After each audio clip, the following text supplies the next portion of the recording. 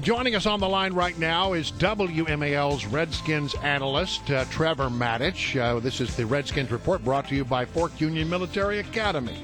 All right, Trevor, it was a loss. It was a 37-34 loss. But in that loss, there was a lot that you had to like about what the Redskins showed us in Philadelphia this weekend. Sure. To start with, just big picture, they had a lot of fight. I mean, this was a team that fought hard, and I think Redskins fans can be proud of the way they fought. And then on the offensive side of the ball, the Eagles' defensive plan was to take away the running game and Alfred Morris, and the running game didn't dominate. They ran okay, but not great. They wanted Kirk Cousins to have to beat them on the road, and guess what Kirk Cousins did? He played pretty well on the road. Yeah, he was fantastic. And what impressed me was this. In college, quarterback is largely a physical position. In the NFL, it's mostly a mental position.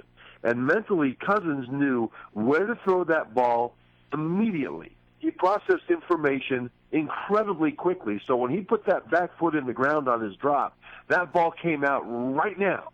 And he was fantastic in passing the football in this game. Well, let's look at the numbers here. Completed 30 out of 48 passes for 427 yards. That's the fourth highest passing output in the history of the franchise. There were 3 TDs, and of course there was that one interception at the end where he would like to have pulled one back, I imagine. But overall, you got to look at it and you say, that's pretty good performance for a quarterback. Yeah, especially on the road in a critical division game for a quarterback that has only been getting first-team snaps for about a week now in practice. So imagine when he actually gets good work and is able to get better preparation. So, yeah, Kirk Cousins seems like a perfect match for this offense. Last week against Jacksonville, he looked good, but Jacksonville was just terrible. Well, this Philly defense played much better than Jacksonville. It's still not one of the better defenses in the league. But this was a great hope for Redskins fans for that position. All right, so Trevor, this is really remarkable, the entire excitement over Kirk Cousins, because I remember after RG3's first game, where he had a pretty good statistical day, everyone said, yeah, but he didn't get the W. It was a loss, it was a loss, it was a loss. So let's say Cousins continues with his statistics here, and he continues to perform well, but if he ends up losing more games than winning, is there any question RG3 will come back?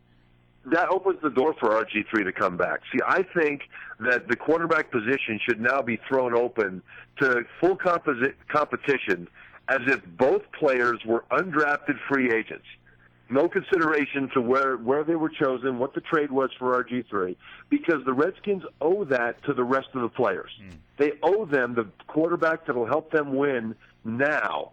And RG3, when he comes back, I think will have to, or should have to, earn the job back if Cousins keeps playing like this. Now, that's a big if, but that's the case. You're right. It's all about wins, but this franchise, you look for small mercies. Yeah. You know, I mean, this is not the New England Patriots right now. You're looking for signs of improvement. They were 3-13 last year, and by the way, it's not Cousins' fault that they have lost 2 games this year, primarily due to special teams gaffes. That's right. Let's listen to Coach Jay Gruden after the game yesterday, because he said something kind of interesting that I'd love for you to comment on. Listen to this. You know, like I said, we have a lot of games left to play. We're disappointed with this loss, but I think everybody can see that there is major improvement going on here, and everybody can rally around Kirk for the next 6-7 weeks. Rally around Kirk for the next 6 to 7 weeks. Yeah, I heard him say that live, and my eyes got really, really big.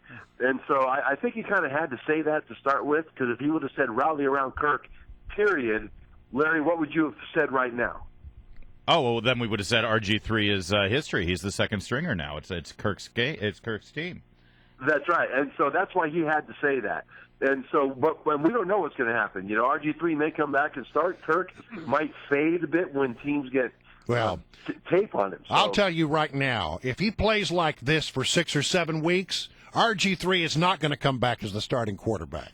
No, but don't expect Kirk to play like this for 6 or 7 weeks, because he's got some of the best defenses in the league coming up, and now the defenses have seen what he did in the last couple of weeks. They'll change. Now, a lot of Kirk's passes, most of them, were quick passes to short routes. and he got that ball out immediately. Well, in the second half, Philadelphia adjusted to that and started to come up and jump those routes.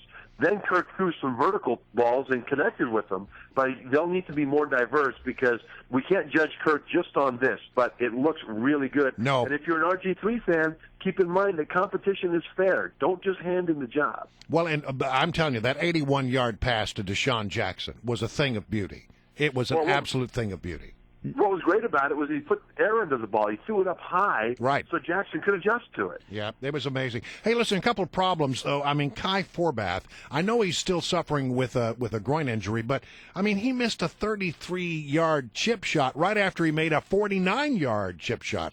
So, I mean, what's going on with Kai Forbath? Yeah, that's weird because, you know, he made a 49-yarder and a 44-yarder. And those are lower percentage field goals in the NFL. Then he missed the high percentage one. Yeah. So on the one hand, you know, if he makes that field goal, it seems like this game at least goes into overtime. Right.